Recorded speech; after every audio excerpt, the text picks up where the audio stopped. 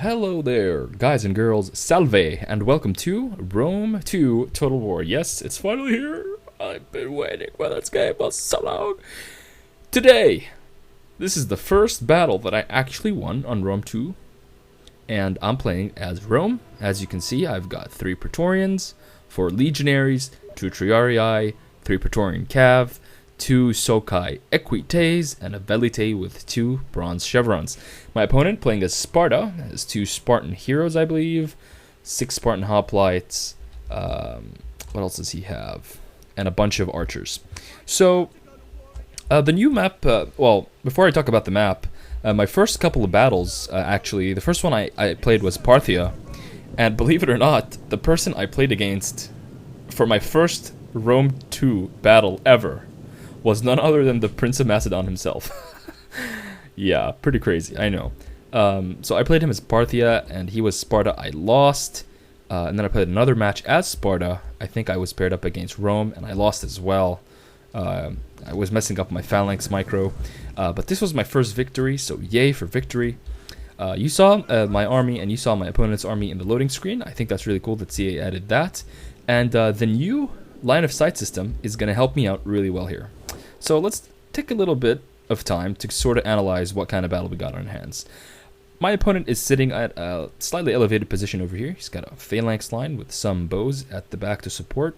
I don't see any cav, but because my line of sight exposes these areas, I'm guessing cav is going to be either here or here. So I got to be very careful when moving forward. Here are my troops, and as you can see, they're sneaking in the forest. Very, very sneaky. And my general plan of attack here is to use my modular approach, my manipulator approach, if you like, to attack the side or the flank of my opponent's phalanx line. Because the strength of any phalanx is in its unity and its ability to fight an opposing force head-on, front-to-front engagement. And it really doesn't like to fight at angles. So if I come up against these badass heroes of Sparta over here, they're just going to shield wall, phalanx it up, and my Roman troops will not be able to penetrate them. But if I choose to come in at an angle, so let's say I choose to come through this clearing over here, and I march up here, and then I catch these guys from the side through these trees, not only will I capture my opponent by surprise and scout the area, but I'll be able to leave the rest of his troops on his right flank completely isolated. So that's exactly what I do. And when you want to plan moves like this, it's always nice and very beneficial, in my opinion, I think, whether it's Rome or any other Total War game, really, to think a couple of steps ahead. So, for me, it's pretty obvious that I need to attack from this side, and, you know, attack 1 or 2 units at a time and have them flee as quickly as possible. Now, that's all fine and dandy, but at the same time, I've got a secondary plan going in action. When I do move here, regardless of who my opponent is, he's going to be doing some movement. As you can see here, he's going to be trying to peel some units and try to come meet me. That's going to leave a big gap. Do you see this gap over here? And that's something I can exploit. To exploit this, I'm going to send most of my cav force out into this area, and then I'm going to try to go through this gap and get at the back line of his archers while his main line is trying to reorganize. So let's see if this works out for me. I'm going to start connecting with his line. This unit for some reason is turned around. He manages to get them. Now see, this is pretty good because I'm attacking the phalanx at an angle. Over here I'm doing the same thing. I'm coming at them from an angle. And if you look at the minimap, you can see that I'm coming at the phalanx from its left side. Over here I discover that my opponent has a lot of cav in the trees. I distract them with these cavalry, and here comes my Praetorian cav charge. It's going to hit his archers. I see his cav coming dangerously close. I'll just barely hit the archers, get them to waver and rout, and then I'll turn my attention back to the rest of these archers and handle their supporting roles very, very nicely. So here we are again. As you can see, my line has started to eat up the phalanx. The phalanx itself is starting to contort. The back lines are in disarray, and now my opponent wants to use this cav over here to kind of do damage against me. Unluckily for him, most of his cav are missile cav in this vicinity. He does have some citizen cav, but most of them are the Tarentine cav, which really are no match for the Sky Equite and my Praetorian cavalry, with my general who's in the vicinity, pumping buffs like a bouse. So, as you can see, the phalanx has pretty much crumbled.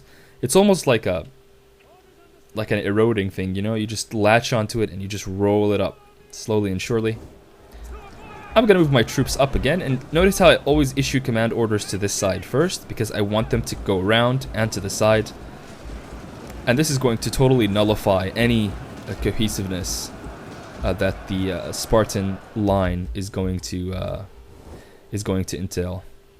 At this point in the battle, I know that just in this vicinity or area alone, I am very much capable of taking care of my opponent's remaining troops.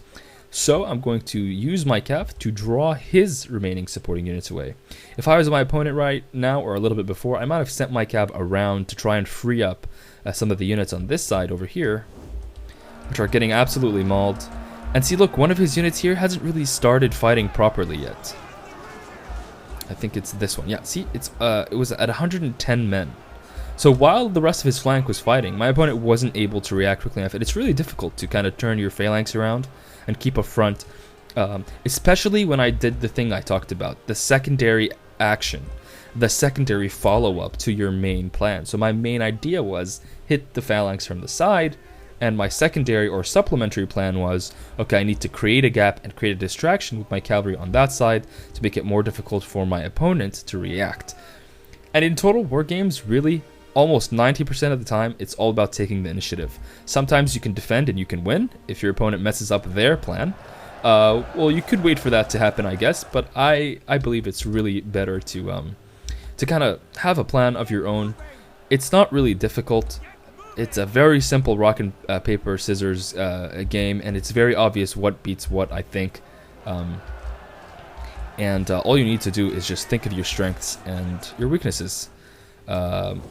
So here we go. At this point, my opponent really doesn't have much, and I think in a minute here, he is going to quit the game. Over here at the back, my general actually lives, and he's being chased by remaining Tarentine cav. They're throwing their spears at him, but he's a badass. And there's a lot of cover and trees. He's just walking. Ain't nobody got time for that. I think eventually I do run him back. Oh, what a boss. Anyway. So, the rest of that cav got dispatched quite quickly. And as you can see, a lot of my legionary troops and my cohorts are still alive. There we go. We're doing back charges at these Royal Spartans. These Royal Spartans are really tough units, and this is where my opponent admits defeat and leaves. Good game to my opponent. I hope you guys enjoyed my first victory on Rome 2 Total War. I will be posting more defeats, but I thought that the first two defeats that I did have didn't really have or offer any significant lesson for those of you looking to be a little bit more competitive in this game. I hope you guys enjoyed the commentary and the gameplay for Rome 2 Total War. Please do subscribe if you're new to the channel for more Total War Rome 2 content. Give me a thumbs up and a comment. It really does help me out. And I'll see you all next time. Take care.